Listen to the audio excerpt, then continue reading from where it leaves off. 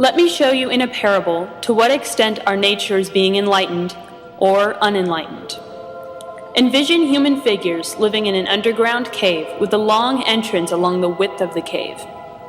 Here they have been from their childhood and have their legs and necks changed so that they cannot move and can only see before them, being prevented by the chains from turning their heads around. Above and behind them, a fire is blazing in the distance. They can see only their own shadows, which the fire throws on the opposite wall of the cave. For how could they see anything but the shadows if they were allowed to move their heads? Between the fire and the prisoners there is a raised way, and a low wall built along the way like the screen which puppet players have in front of them over which they show the puppets. You see men pass along the wall, carrying all sorts of articles which they hold projected above the wall.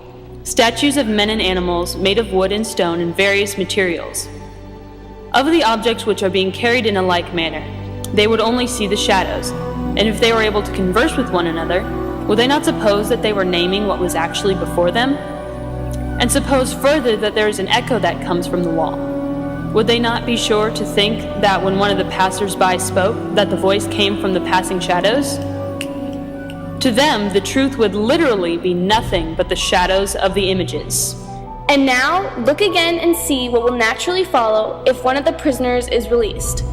At first, when he is liberated and compelled suddenly to stand up and turn his head around and look towards the light, all this would hurt him, and he would be much too dazzled to see distinctly those things whose shadows he had seen before. And then, conceive someone saying to him that what he saw before was an illusion.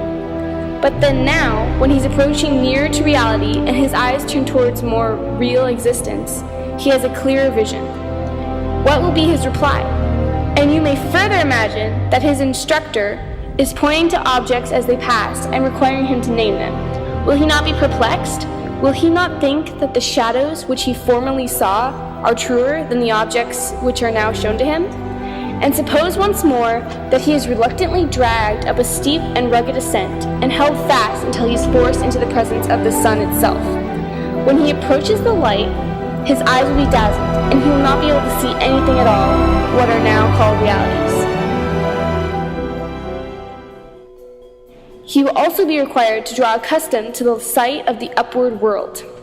At first, he will see the shadows best, then the reflections on the water next, and then the objects themselves.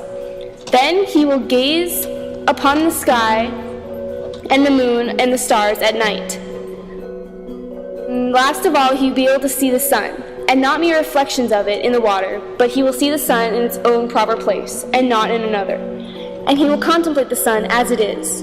Will he not then proceed to argue that it is the sun who gives the seasons and the years, and is the guardian of all that is in the visible world, and in some way the cause of all things which his fellows have been accustomed to behold? Clearly, he would first see the sun, and then reason about it. And when he remembered about his old habitation, and what was the wisdom of the cave, and his fellow prisoners, do you not suppose he would bless himself for the change? Pity them?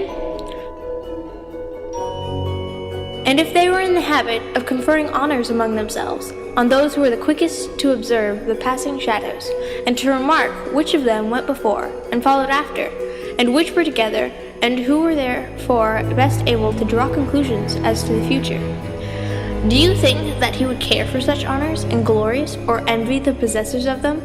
Would he not say, with Homer, better to be a poor servant of a poor master, and to endure anything rather than think as they do, and live after their manner? Imagine, once more, such a one coming out of the sun to be replaced in his old situation.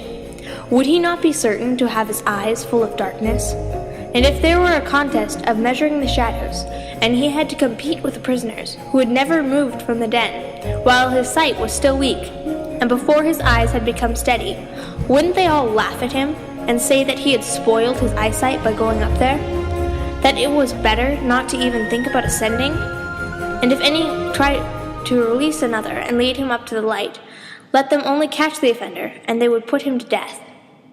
It is the task of the enlightened not only to ascend to learning and to the good, but to be willing to descend again to those prisoners, and to share their troubles and their honors, whether they are worth having or not. And this they must do, even with the prospect of death. They shall give of their help to one another, wherever each class is best able to help the community.